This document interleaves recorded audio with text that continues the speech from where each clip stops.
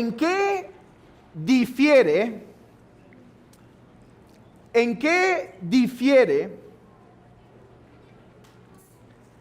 el antiguo pacto del nuevo pacto?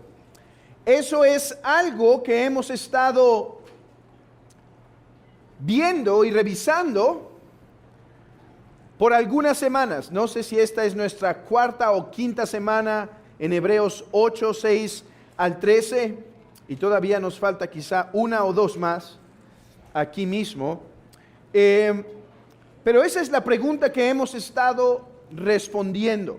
¿En qué difiere el antiguo pacto del nuevo pacto? Porque el versículo 10 de Hebreos 8 dice: este es el pacto que haré con la casa de Israel. Y según lo que leímos en el 9, estos pactos no son iguales. No son iguales. Su naturaleza es distinta. Su naturaleza es distinta. Sus cambios no se encuentran solo en cuestiones externas. No es que antes se usaba azul y ahora se usa verde.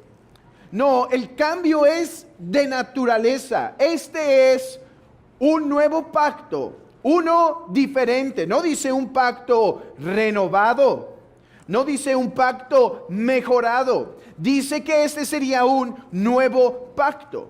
Y ya hemos visto dos cosas en las que difiere el antiguo pacto del nuevo. Hoy veremos una tercera que realmente se basa y se construye en las otras dos. ¿Cuáles fueron las otras dos? Dice que en el nuevo pacto Dios pondría la ley escrita en el corazón de su pueblo. Y la otra diferencia es que en el nuevo pacto Dios sería Dios de su pueblo y todo el pueblo sería el pueblo de Dios. Hoy veamos una tercera diferencia del antiguo pacto con el nuevo pacto. ¿Cuál? La naturaleza de la comunidad del pacto es diferente. ¿Cuál es una diferencia entre el antiguo pacto y nuevo pacto? En los dos hay comunidad. En los dos hay una eclesía. ¿Sí? En los dos hay una eclesía. Sí, entendamos, la iglesia no entendida en su concepto más amplio no debe ser reducida al nuevo pacto, sino que podemos decir que había una eclesía en el antiguo pacto. En las dos, en el nuevo pacto y antiguo pacto había eclesía. En los dos había comunidad. Pero la diferencia entonces ahora es que no solo esta comunidad va a incrementarse, no, esta comunidad va a ser diferente a la comunidad, a la eclesía de Dios en el antiguo pacto.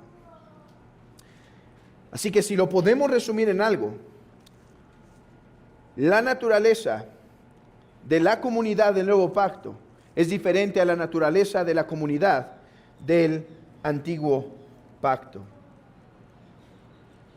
Analicemos esto, hermanos. Analicemos esto porque todo esto nos está haciendo ver y reconocer la superioridad de Cristo y la superioridad de este nuevo pacto. Dios dijo en el antiguo pacto: yo seré su Dios, ustedes serán mi pueblo. En el nuevo pacto dice: yo seré su Dios, ustedes serán mi pueblo. La pregunta es: ¿quién es ese pueblo? ¿Cuál es su naturaleza? ¿De quiénes está compuesto?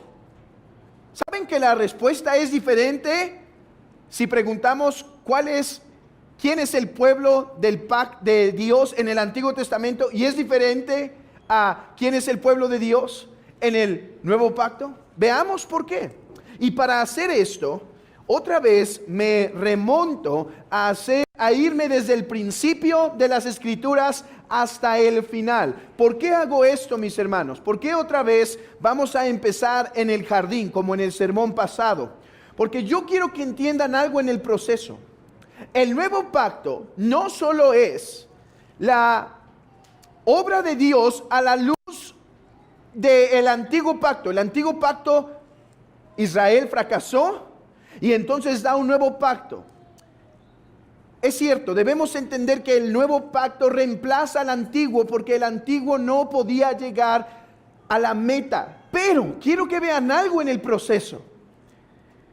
El nuevo pacto no solo es el cumplimiento del pacto mosaico, es el cumplimiento del plan de Dios que había orquestado desde el principio. Eso quiero que quede en sus mentes. Así como la semana pasada vimos cómo la promesa de yo seré su Dios, ustedes serán mi pueblo, no empezó con Abraham o no empezó con Moisés o no empezó con David, sino que se remontó hasta el plan original de Dios de Adán, con Adán y Eva. Así también esta comunidad, el propósito de Dios de tener una comunidad santa para sí mismo, es el plan de Dios desde el principio. Así que otra vez iremos desde el principio, pero llegaremos hasta el final, hasta Apocalipsis, porque esta comunidad se cierra, se concluye, se finaliza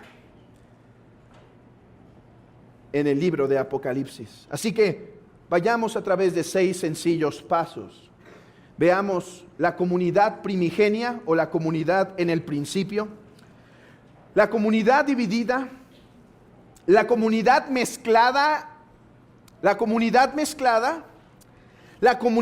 restaurada, la comunidad no mezclada y finalmente la comunidad final. Y no tengo que repetir mi complejo y largo bosquejo porque en sus boletines lo pueden encontrar. La comunidad en el principio. Dios, en su plan original, siempre tuvo en mente una comunidad. Es cierto, estoy de acuerdo con lo que algunos autores han dicho y nosotros lo predicamos y enfatizamos. La salvación es personal, hermanos. La salvación es Dios me salvó. Es yo pude ver. Eso es cierto. La salvación es personal. Pero hay algo que no debemos olvidar. Otra parte de la moneda. Que aunque la salvación es siempre personal, nosotros no somos la única persona a la que Dios salva. Dios salva a una persona para que se integre, para que sea parte de otras muchas personas que alaban a Dios. De hecho, es interesante que la revelación que nosotros tenemos en el libro de Apocalipsis, pocas veces es un personaje el que se encuentra alabando a Dios. Por ejemplo, tenemos a Juan, que él es el protagonista humano en ese sentido, que está revelándonos lo que pasó. No obstante, si ustedes ven frecuentemente, cuando se habla de la salvación de Dios, que Dios ha hecho, lo que se escucha es el plural. No se escucha, Dios me salvó. Eso es verdad. Pero ese Dios me salvó inmediatamente se vuelve en un Dios nos salvó. Por eso siempre hay 12 ancianos, por eso hay 24 ancianos, por eso hay una muchedumbre, por eso hay millares y millares de gente, porque el plan de Dios desde el principio no fue salvar solo a uno o a unos individuales que permanecerían como ermitaños, cada uno en su montaña, sino que iba a salvar a estos unos para que en esa salvación se congregaran en muchos. Y esto es lo que vemos en el jardín del Edén. Dios crea a Adán e inmediatamente crea a Adán para Eva y Eva para Adán. Inmediatamente hay una comunidad. ¿Y qué debía hacer Adán y Eva? Según lo que leemos en Génesis, que ustedes conocen, y por causa del tiempo aprovecho del conocimiento que ya tienen de ese texto para no ir allá.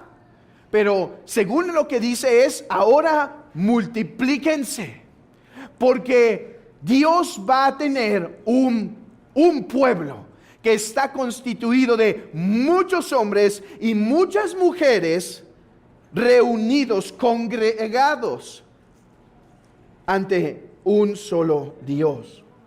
¿Por qué esta pluralidad?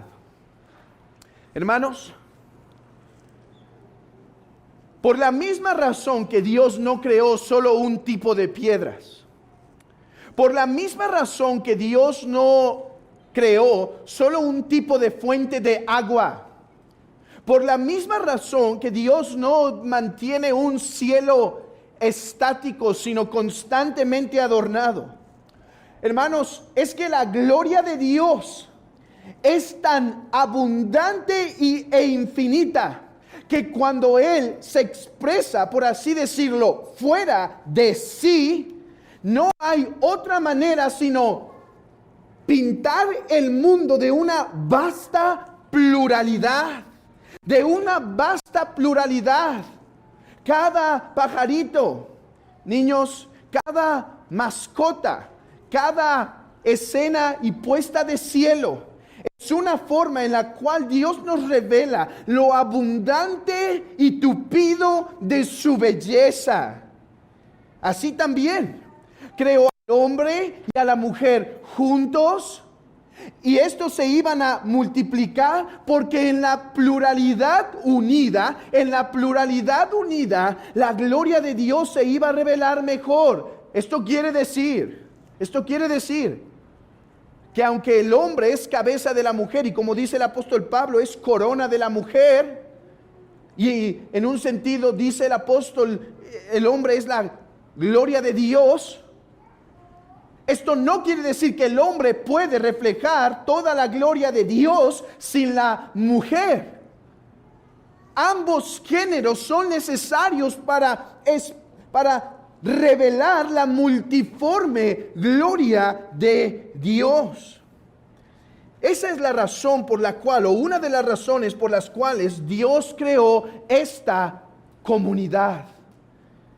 Y sus dones, su variedad de dones, no solo de Adán y Eva, sino de los que procedieran después de ellos, sus diferentes dones, sus diferentes capacidades, todos iban a contribuir a ser un mensaje constante de la gran gloria de Dios. La pluralidad revela esa continua gloria. Pero hermanos, por el contrario, la división y el pecado la contradice. Vean esto, el pecado es algo contrario al ser santo de Dios. Y si el ser santo de Dios crea unidad en pluralidad, el pecado que es contrario a Dios crea división en medio de esa pluralidad. Y no es extraño entonces que la primer división gestada en nuestro mundo, porque hubo una división antes, la de el mismo Satanás y los ángeles caídos, pero la división gestada en nuestro mundo ocurre inmediatamente después que se comete el pecado. Y entonces ahí tienen a Adán diciendo: la mujer que me diste. O ahí tienen a Caín y Abel diciendo: ¿acaso soy yo guarda de mi hermano? La unidad que reflejaba la gloria de Dios es contradicha por la división que gesta el pecado. Y por lo tanto, si en algo se ha esforzado Satanás para contradecir la gloria de Dios, para contradecir su gloria, para mancharla, si en algo se ha empeñado es en traer división, porque la división se gesta no por el amor, sino por el odio. Porque la división quita nuestras fuerzas en donde podíamos revelar unánimes la gloria de Dios. La división es la contradicción misma del ser divino. Y por eso, a partir de ahí, tenemos división entre esposos. Hermanos, tenemos que interpretar nuestra realidad a la luz de las Escrituras, a la luz de la teología. La división en los matrimonios es una ofensa a Dios por esta razón. Lo que Dios mandó que estuviera junto para que cada uno con sus diferencias, con sus diferentes virtudes, pudiera reflejar la gloria de Dios, se divide y se atrofia en la separación. Y así se encuentra el matrimonio, desbalanceado, en la división, no dando cada uno lo suyo, sino estando destituido de su otra parte. Así ocurre también en la división de padre e hijos. Por eso la promesa de Dios sería que los hijos se volverían a sus padres en la restauración. ¿Por qué? Porque Dios creó el cosmos para mantener un pueblo unido. ¿Y qué cosa, qué contradicción de la gloria de Dios es cuando un hijo que ha sido alimentado y sostenido por el amor del Padre, por el amor de la madre, ahora como cuervo, ahora como buitre, se revela para sacar los ojos a su padre? ¡Qué contradicción de amor!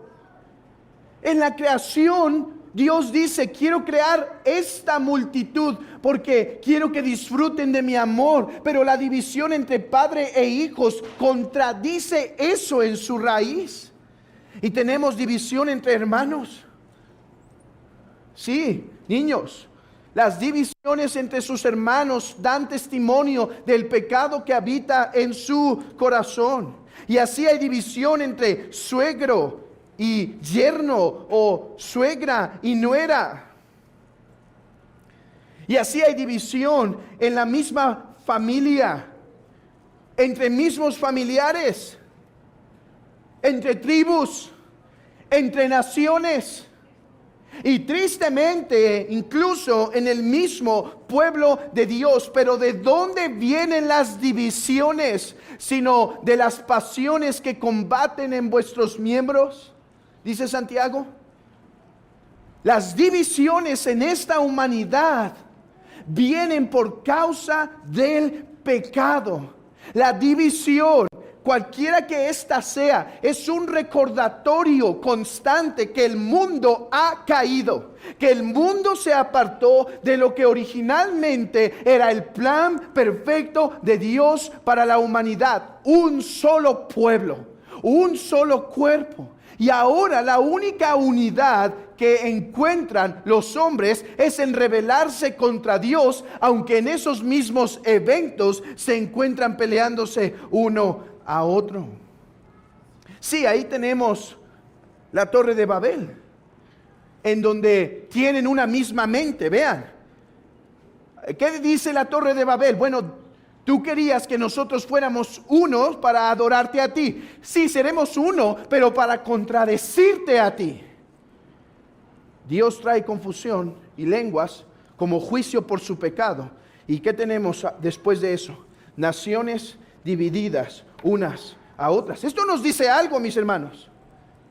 La forma en la cual la división en la sociedad, en la familia y en la iglesia se debe atender, se encuentra en solucionar el problema del pecado en cada una de estas esferas. Porque eso es lo que la causa. Pero, hermanos, Dios tenía todavía un plan. Abran sus Biblias en Génesis 12. Génesis 12.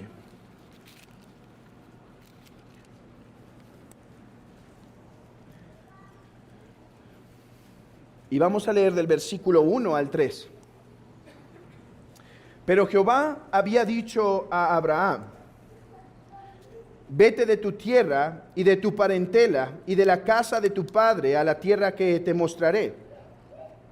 Y haré de ti una nación grande y te bendeciré y engrandeceré tu nombre y serás bendición. Haré de ti una nación grande. Versículo 3. Bendeciré a los que te bendijeren y a los que te maldijeren maldeciré. Y serán benditas en ti las familias de la tierra. Aunque el hombre trajo división y separación por su pecado, Dios tenía el plan de restaurar esta humanidad caída y dividida. Esta humanidad dividida, Dios la iba a restaurar. Y para ello, estableció un pacto provisional. Escuchen esto. Y para lograr esa unidad de las naciones en una sola familia, por medio del cual Abraham sería bendición a todas ellas, para lograr ese gran propósito final, Dios establece un pacto provisional a la luz de la promesa que le da a Abraham. ¿Cuál es este pacto provisional? Bueno, es el pacto que mantiene unido al pueblo de Israel. Dios llama a Abraham y de su descendencia se empieza a gestar una nación. Y esta nación debía tener un solo Dios, una sola forma de adoración, y había límites y estatutos. Si alguien quería entrar, si alguien quería mantener la unidad, era posible, pero bajo ciertos lineamientos. De hecho, hermanos, ¿por qué había tanta preocupación en la ley mosaica de que el pueblo no se juntara con otras naciones? Era porque este pacto provisional iba a servir para que algún día de ese pacto, saliera la luz de la bendición, saliera la rama. Déjenme usar esta ilustración porque me va a servir en lo que sigue de nuestro sermón. El Señor Jesucristo dice que si el grano de trigo no cae a tierra y muere, no lleva fruto, pero que si cae y muere, lleva mucho fruto, sale la ramita. Hermanos, el pacto mosaico debe verse como esa semilla, como ese grano que tenía dentro de sí mismo, la semillita o la vida o los componentes que algún día, cuando cayera la semilla y muriera, o sea, cuando el pacto temporal cayera y muriera, entonces de ahí iba a brotar la verdadera fuente de la salvación y de la unidad. El que iba realmente a cumplir la promesa que Dios dio a Abraham, que en Abraham serían benditas todas las naciones. Pero ¿qué tenemos? Abraham no pudo bendecir a todas las naciones. Bendijo a unas cuantas, pero no a todas. Bueno, el pacto que Dios dio a Abraham se constituyó y se formó más propiamente en el pacto mosaico. ¿Cuál era el propósito del pacto mosaico? Pregunta. ¿Era el propósito del pacto mosaico traer la unidad final? No. ¿Era el propósito del pacto mosaico reflejar esa unidad final? Sí. ¿Era el propósito del pacto mosaico guardar la semillita que iba a dar la unidad final? Sí. Ese era el propósito del pacto mosaico. El pacto mosaico era temporal. Mis hermanos, regresen al libro de Hebreos para enseñar que esto que estamos diciendo es justo lo que acabamos de leer. Hebreos 8. Dice versículo 7. Pues si aquel primero hubiera sido sin defecto, ciertamente no se hubiera procurado lugar para el segundo. Y ya expuse esto anteriormente. Y lo que significa es, se prometió, en el pacto mosaico, se prometió uno mejor. ¿Por qué? Porque el pacto mosaico no podía lograr las bendiciones finales. De hecho, tenemos testimonio de que ni el pacto abrahámico, ni el pacto mosaico, ni el pacto davídico eran el pacto que finalmente traería la salvación y unidad de las naciones. ¿Quieren testimonio? Por ejemplo, ¿qué pasó con los hijos de José? División. José, por causa de los celos, es echado. Y es interesante que en ese acto, finalmente sería un acto que inconscientemente traería unidad. ¿Por qué digo esto? Este acto de rechazo de los 11 hermanos hacia José terminó en que José fuera el Salvador y después congregara. ¿Qué dice el libro de Génesis respecto a cómo la administración de Faraón dio fruto de manera que todas las naciones concurrían en Egipto? Por un Salvador, los pueblos serían reunidos. Mantengan eso en mente cuando lleguemos al siguiente punto. Pero ahorita quiero enfatizar: el pecado trajo división incluso entre la nación elegida por Dios. ¿Qué tenemos después? Hermanos, tenemos una nación absolutamente peleada. Está el pacto mosaico y tenemos división entre ellos. Tanto que en el libro de Éxodo, cuando Moisés sube,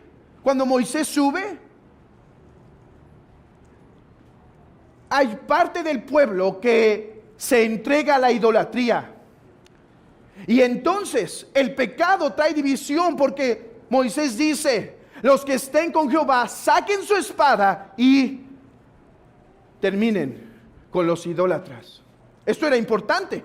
Era importante librar al pueblo de los idólatras, porque si la nación se corrompía, entonces la semilla que estaba guardada en esa nación no iba al final a salir y traer la bendición. Por eso Dios fue tan cuidadoso. Pero ¿por qué fracasó o por qué no podía dar esta unidad final, el pacto mosaico? Mis hermanos, porque la naturaleza del pueblo de Dios en el pacto mosaico era una naturaleza, era una comunidad de una naturaleza mezclada.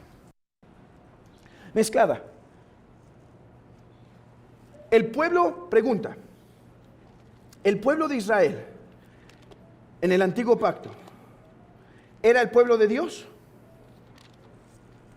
Abran sus Biblias en Isaías capítulo 1. Isaías capítulo 1,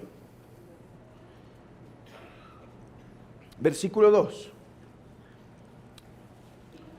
Oíd cielos y escucha tú tierra, porque habla Jehová.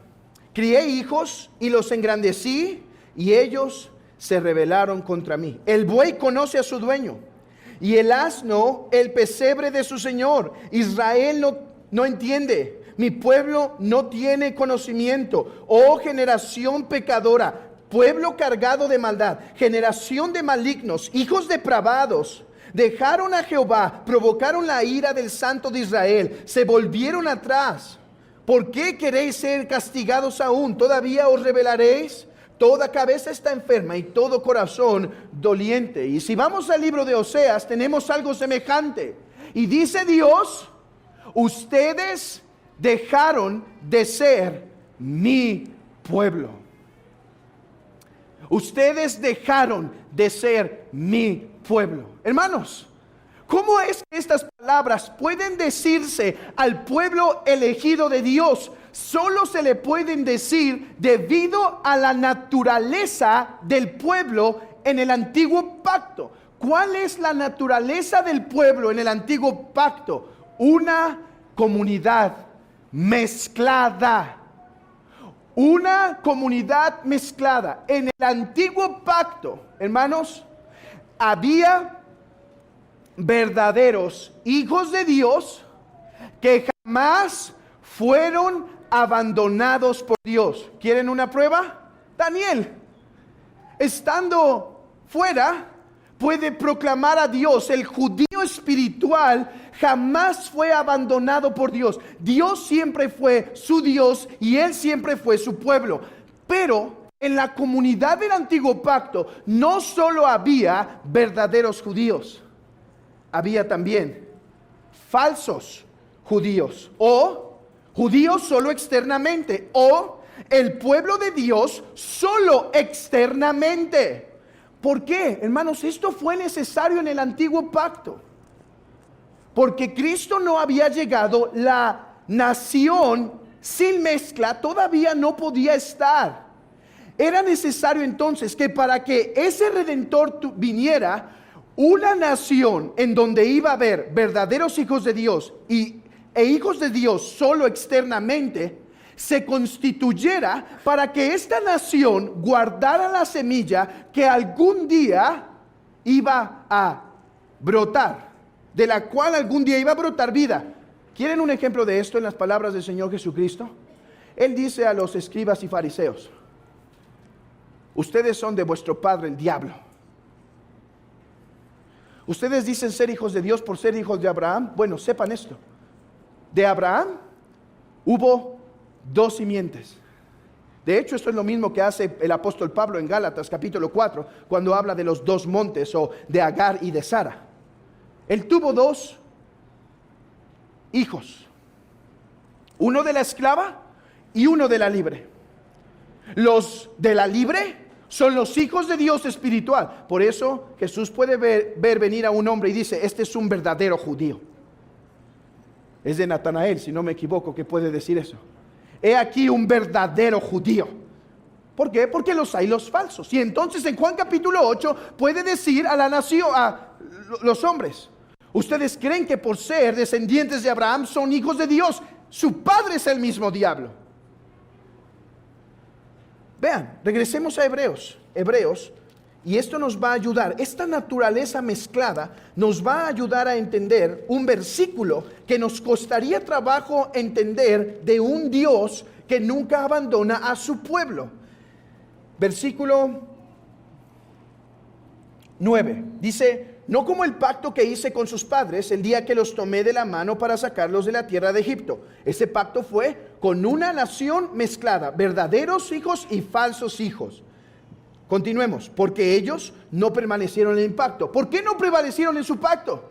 Porque en esa nación había verdaderos y falsos. Y los falsos llevaron a la nación a perdición. Escuchen lo que sigue.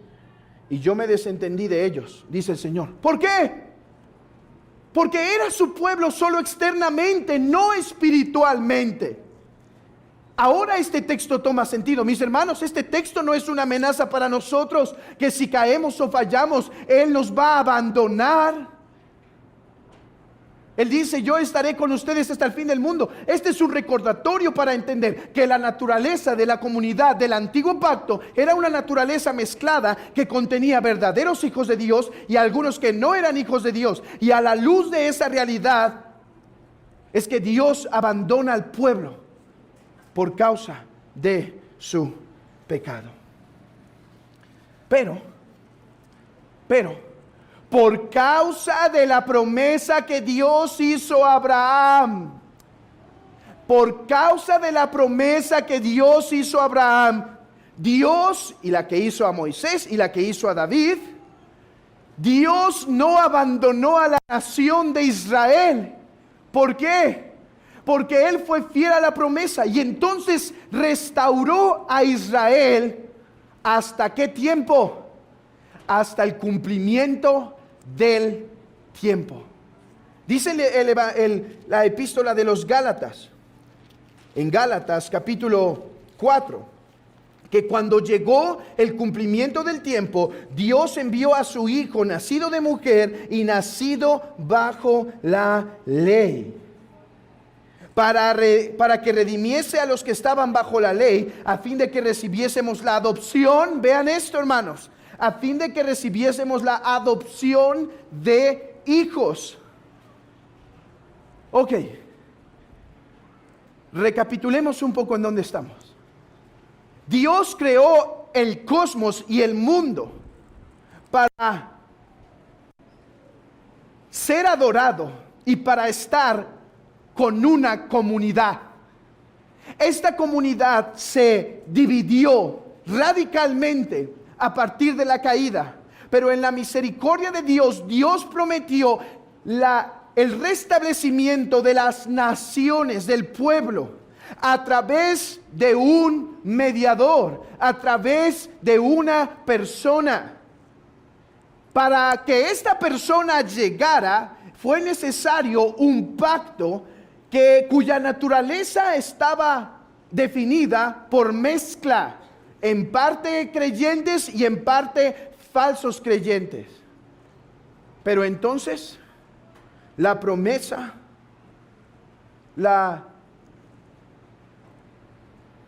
se cumplió. La persona llegó. De hecho, hermanos, esta semana veía algo a través de la ayuda de un muy buen teólogo. Podía ver algo en el Evangelio de Juan que no había visto antes. Escuchen lo que dice el Evangelio de Juan. En el principio era el Logos. Es mejor mantengamos esa palabra por la riqueza que tiene.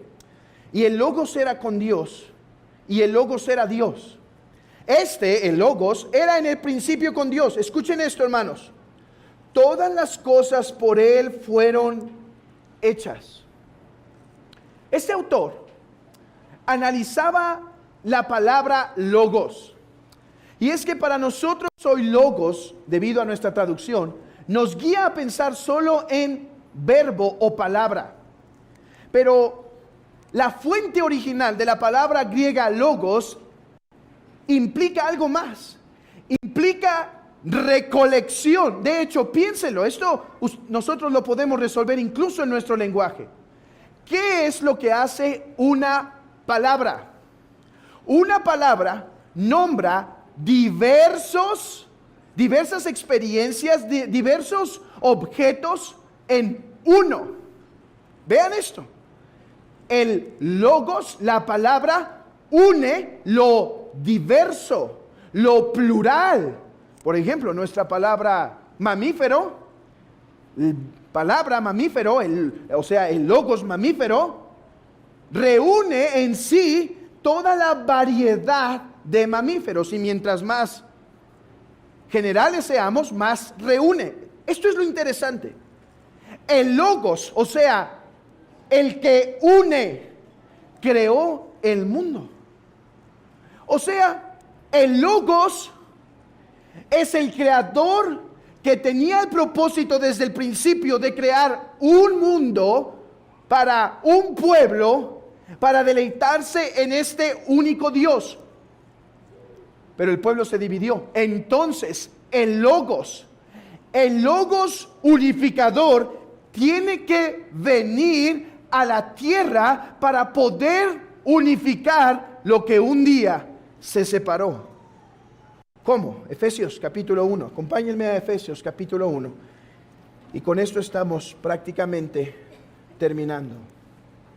Efesios capítulo 1. Versículo 10. Desde el 8 vamos a leer. Que hizo sobreabundar para con nosotros en toda sabiduría e inteligencia, dándonos a conocer el misterio de su voluntad según su beneplácito, el cual se había propuesto en sí mismo. ¿Qué se había propuesto? De reunir todas las cosas en Cristo, en la dispensación del cumplimiento de los tiempos. ¿Cuándo se había propuesto reunir todas las cosas? en Cristo, hermanos. Esta es la promesa de Génesis 12. Uno que trajera bendición y uniera así los pueblos. Dice el libro de Efesios que este fue el plan de Dios desde el principio, reunir todas las cosas en Cristo, así las que están en los cielos como las que están en la tierra. Efesios 3:15. Efesios 3:15. Leamos desde el 14. Por esta causa doblo mis rodillas ante el Padre de nuestro Señor Jesucristo, de quien toma nombre toda familia en los cielos. Vean esto, de quien toma nombre toda familia en los cielos y en la tierra. En Cristo ocurre esa unificación. Uno más, un texto más, Colosenses capítulo 1. Colosenses capítulo 1, versículo 20. Y vosotros también, que erais en otro tiempo extraños y enemigos en vuestra mente. Perdón, leí el 21. Dice, y por medio de él reconciliar todas las cosas, así las que están en la tierra como las que están en los cielos, haciendo la paz mediante la sangre de su cruz. Mis hermanos, la nación con naturaleza mezclada era necesaria, pero era temporal.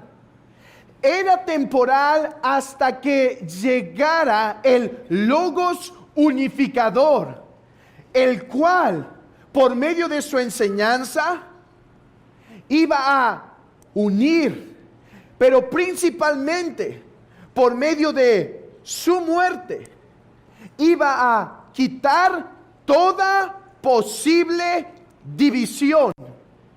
Iba a quitar toda posible división. Hermanos,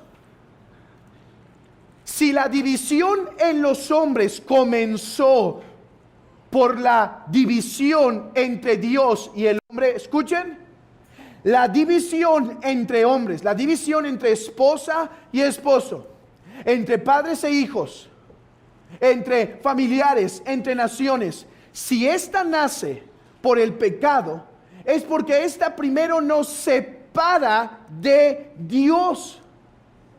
Cristo, escucha esto, amigo, no vino en primer lugar a darnos los 5 pasos para restaurar el matrimonio. No vino a darnos en primer lugar las herramientas para unificar las naciones o las razas. Cristo vino en primer lugar a quitar la división que nosotros como pecadores tenemos con Dios. Eso es lo que Cristo vino a hacer en primer lugar. Quitar la división entre tú y Dios. Tu pecado te divide de Dios. Y Él vino a sufrir por ese pecado para que ya no haya pecado que te separe de Dios. Es por eso que se puede dar el principio de la unidad en las naciones, porque ahora Dios puede decir, ese es mi pueblo, pero es pecador. Pero Cristo ha quitado los pecados de ese pueblo y ahora me puedo acercar, o más bien, ahora ellos se pueden acercar. Y noten esto, hermanos. Pensaba en este texto en Isaías, de Isaías hoy. Dice, venid a mí todos los términos de la tierra, porque yo soy Dios y no hay más. Una vez, vean esto, mis hermanos, una vez que los hombres vieran a este Salvador, irían a Él. Y en ir a Él, la nueva unidad se crearía. La nueva unidad se formaría. ¿En quién? En Cristo Jesús. Déjeme ponerlo con otra ilustración. El pueblo de Israel se encontraba en pecado, dividido. Y Dios manda una sanación por medio de una serpiente. Pero para ser sanados, todos tenían que mirar hacia esa serpiente. Y en ese mirar, todos los que miran se vuelven uno en Jesús. Mis hermanos, es así como Dios forma la nueva unidad en Cristo Jesús. Y por lo tanto, ya no es necesario una comunidad mezclada. ¿Por qué? ¿Cuál fue el propósito de la comunidad mezclada? Que el que iba a traer unidad llegara. Ya llegó. ¿Se elimina la comunidad? No, se purifica. Ahora la comunidad es mezclada. Vamos a Hebreos. Vamos a Hebreos.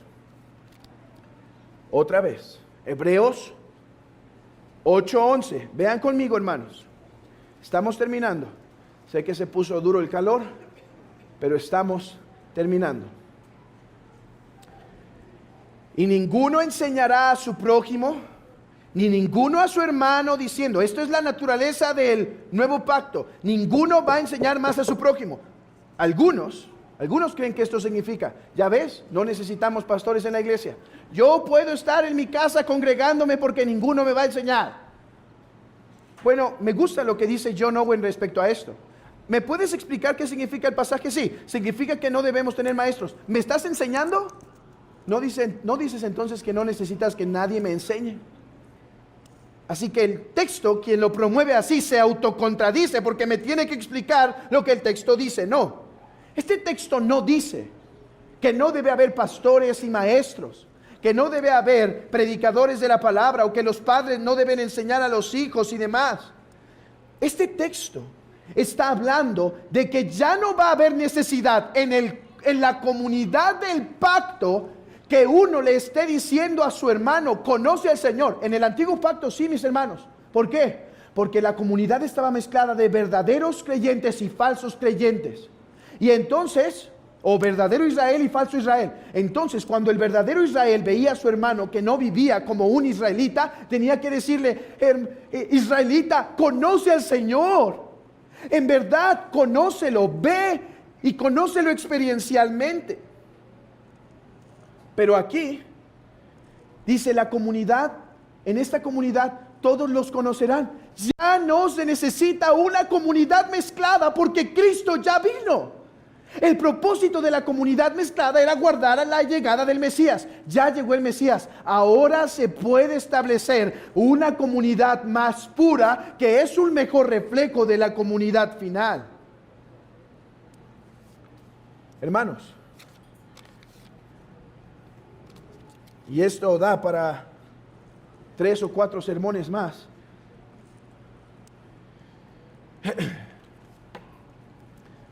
Pero déjenme aplicar esto a sus corazones ya. La diferencia entre la comunidad del antiguo pacto es que esta era mezclada. La comunidad del nuevo pacto ya no es mezclada. Todos conocen a Jehová. Todavía hay una comunidad identificable. Sí, la comunidad del nuevo pacto implica a todos los creyentes de todas las eras, de todo este tiempo, pero la comunidad del nuevo pacto todavía tiene una forma visible. La cosa es que esta comunidad debe estar compuesta por todos los que conocen verdaderamente al Señor. Déjame preguntarte, tú que eres miembro de esta iglesia, ¿no hay necesidad que te digamos, conoce al Señor? ¿Vives como un verdadero hijo de Dios? ¿O vives como un falso hijo de Dios? Si vives como un falso hijo de Dios, tenemos que decirte, puedes pertenecer a la comunidad externa, pero tú no eres el pueblo de Dios, porque Él dice que en el pueblo de Dios todos le conocerán. ¿Vives como hijo de Dios?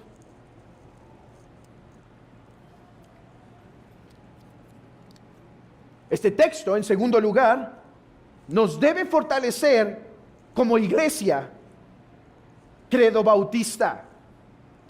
Nosotros, sí, no, si alguien pregunta, ¿son bautistas? Sí. ¿En qué sentido? En que somos credo bautistas. No nos identificamos con los nuevos bautistas de nuestros días y estas denominaciones bautistas, no.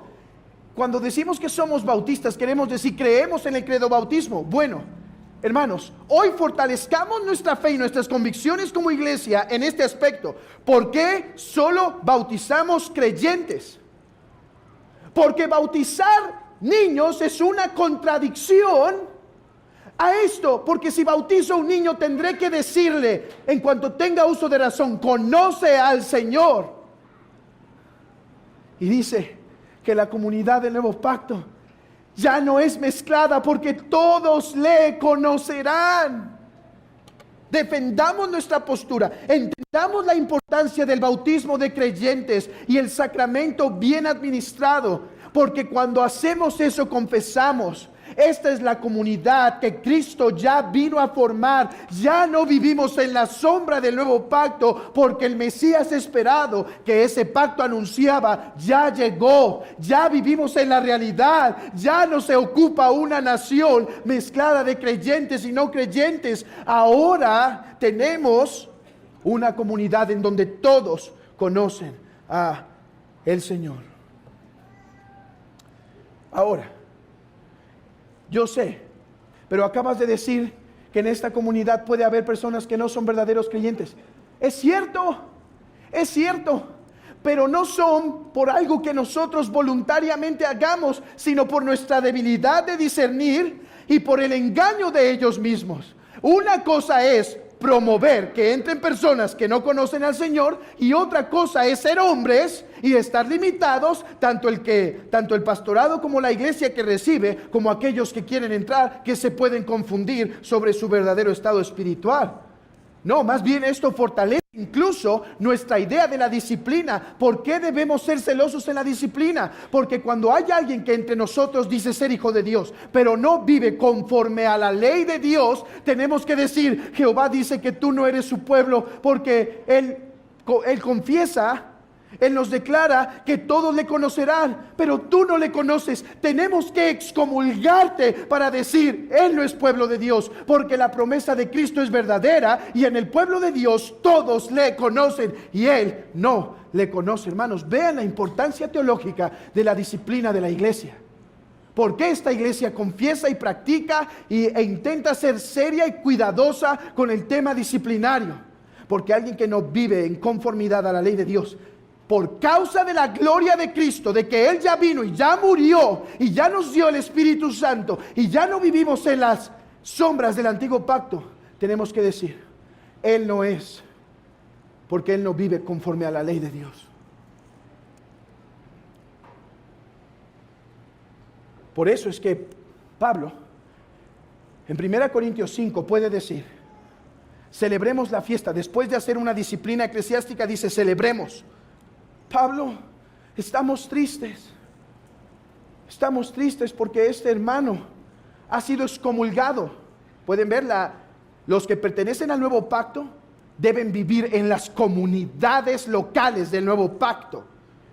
Y había un hombre en esa comunidad del nuevo pacto que no vivía como del nuevo pacto. Parece esto ya un trabalenguas, pero me entienden, espero. Y entonces tienen que decir: échenlo. ¿Cuál es la respuesta de Pablo? Celebren. Sí, hay tristeza, está bien, celebren.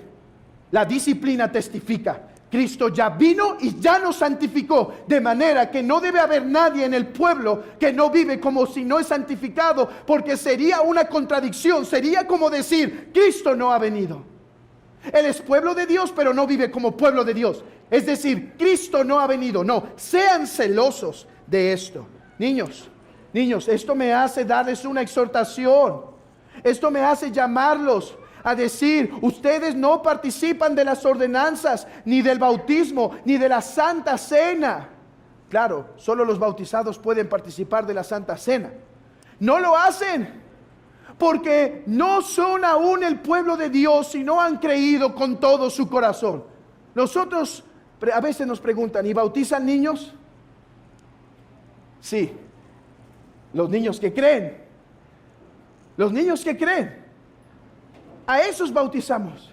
Niños, si ustedes no han sido bautizados y por lo tanto no participan de la Santa Cena, es un recordatorio semanal para ustedes. Cuando ven con sus caritas, ver a su papá y a su mamá tomar la cena domingo tras domingo, es un recordatorio. Ustedes no son todavía parte del pueblo de Dios. Por eso su padre dice, no toques el pan, no agarres el vino. Esto es un recordatorio para los que son hijos de Dios. Y ustedes, niños, no lo son aún si no han puesto su confianza. Y si no lo son aún, la hora viene cuando el pueblo de Dios será quitado. Y si ustedes no fueron el pueblo de Dios, ustedes no entrarán al reino del Señor. Oh, mis hermanos, esto tiene una responsabilidad muy grande y es mi tercera aplicación. Es una responsabilidad muy grande porque la iglesia tiene el propósito de demostrar el gran plan de Dios, guardando así la unidad. Guardando la unidad, la iglesia debe reflejar el plan de Dios, la obra de Cristo. Mi hermano, ¿tienes algo contra tu iglesia local, contra tus pastores, contra tus diáconos? La respuesta a la luz de este texto no es, me voy, es, lo resuelvo. Porque ahora podemos glorificar a Cristo cuando logramos restaurar en las comunidades, en los matrimonios allá afuera, en las sociedades. No estoy a gusto y me voy. No puede ser así entre nosotros. Porque si Dios nos puso a nosotros como prójimos para que andemos juntos, no puedo simplemente quitarme de ahí. Si ahora el Espíritu me ha sido dado y la salvación me ha sido dada, mis hermanos, aprendan no solo a resolver sus problemas si tienen diferencias con sus pastores y diáconos, sino aprendan también a resolver sus problemas entre ustedes. ¿Hay alguien peleado entre ustedes? Uno con otro, mi hermano, ¿estás peleado con tu hermano, con tu hermana? Perdónalo y resuélvanlo. Por eso recomiendo, escuchen las lecciones que ha dado el hermano Fernando, 6 o 7, más o menos, de cómo resolver conflictos unos con otros en la iglesia. Tenemos que aprender, porque así la gloria de Cristo es revelada y predicada. Pablo dice, perdonaos unos a otros como Cristo os perdonó. Mostrad pues que somos como la comunidad del nuevo pacto. La comunidad que conoce al Señor, que queremos vivir en unidad. Mis hermanos, somos tan diferentes con un propósito: revelar la gloria de Dios. Practiquemos el cristianismo. El Logos, vean esto, el Logos creó para mantener unidad. El pecado llegó y dividió. El Logos, para recrear la unidad, tuvo que descender, tuvo que venir a esta tierra. Por lo cual, dice la Escritura, se humilló hasta lo sumo para después congregar a todos en uno. ¿Quieres guardar la unidad en tu iglesia local? Aprende a vivir como el Logos, porque se supone que somos cristianos, seguidores de Cristo, y por definición, por lo tanto, ser seguidores de Cristo significa ser aquellos que aprenden a humillarse por el bien de la unidad, por el bien de restaurar, por el bien de congregar. Seamos activos en humillarnos por esto, por guardar la unidad de nuestra iglesia local, guardando así la unidad doctrinal, la unidad fraternal. Pues dice la Escritura que la comunidad del pacto perseveraba en la doctrina de los apóstoles, en el partimiento del pan y en la comunión unos con otros. Oh, hermanos, cuántas responsabilidades, pero ya tengo que acabar aquí. No quiero ser de esos pastores que dicen, ya vamos a acabar y tardan media hora más. Y hoy fui uno de esos, perdónenme. Pero ahora sí, ya acabé. Mis hermanos, y tenemos esta responsabilidad. No porque esta comunidad es la comunidad final, sino porque nos encargamos de predicar el final. Una iglesia unida testifica del final de las cosas. Abran sus Biblias en Apocalipsis, y como les dije al principio, empezamos en el jardín y terminamos en el segundo y mejor jardín. El libro de Apocalipsis presenta un segundo jardín. Dice el texto: vi, desde el versículo 1, vi un cielo nuevo y una tierra nueva, porque el primer cielo y la primera tierra pasaron y el mar ya no existía más. Y yo, Juan, vi la santa ciudad, la nueva Jerusalén, descender del cielo, dispuesta como una esposa ataviada para su marido. ¿Pueden ver, hermanos, cómo termina la historia? Una esposa, un marido, en perfecta y total unidad. Y oí la gran voz del cielo que decía: he aquí el tabernáculo de Dios con los hombres, y Él morará con ellos, y ellos serán su pueblo, y Dios mismo estará con ellos como su Dios. Enjugará a Dios toda lágrima de los ojos de ellos, y ya no habrá muerte, ni habrá más llanto, ni clamor, ni dolor, porque las primeras cosas pasaron. Y el que estaba sentado en el trono dijo: he aquí, yo hago nuevas todas las cosas. Y me dijo: escribe, porque estas palabras son fieles y verdaderas. Y me dijo: hecho está, hecho está. Yo soy el alfa y la omega, el principio y el fin. El que tuviere sed, yo le daré gratuitamente de la fuente de agua de vida. El que venciere, heredará todas las cosas, y yo seré su Dios, y él será mi hijo. Pero escuchen esto. Y esto, miren, el pacto mosaico anunciaba borrosamente el momento en donde Dios tomaría un pueblo para sí, pero borrosamente porque estaba muy mezclado. El nuevo pacto anuncia esta realidad más claramente, pero la unidad final se cumple hasta el versículo 8. Pero los cobardes e incrédulos, los abominables y homicidas, los fornicarios y hechiceros, los idólatras y todos los mentirosos tendrán su parte en el lago que arde con fuego y azufre, que es la muerte segunda. Aquel día será el pueblo de Dios congregado, y todo aquel que no fue pueblo echado. Mis hermanos, y todo esto para gloria de Cristo, porque aquel día seremos congregados todos nosotros por haber contemplado la cruz de salvación. ¿Estás fuera? ¿Estás fuera de la salvación? ¿Deseas entrar? ¿Deseas entrar a esta ciudad? Fuerte ciudad tenemos, dice el himno. Salvación puso Dios por muros y antemuros. Abrid las puertas y entrará, la gente justa entrará. La gente justa, guardadora de verdades. ¿Quieres entrar? Solo hay una forma: mirando a Cristo, contemplando a Cristo. Esa es la llave para esa puerta. Creo en el Señor Jesucristo. Cree en Él y serás salvo. Mis hermanos, que en este texto que me ha faltado tanto que decir y aplicar, ustedes se queden con esta carga en el corazón, de ser una iglesia que cada vez refleje más y más la unidad del nuevo pacto por causa de la cruz de Cristo. Amén.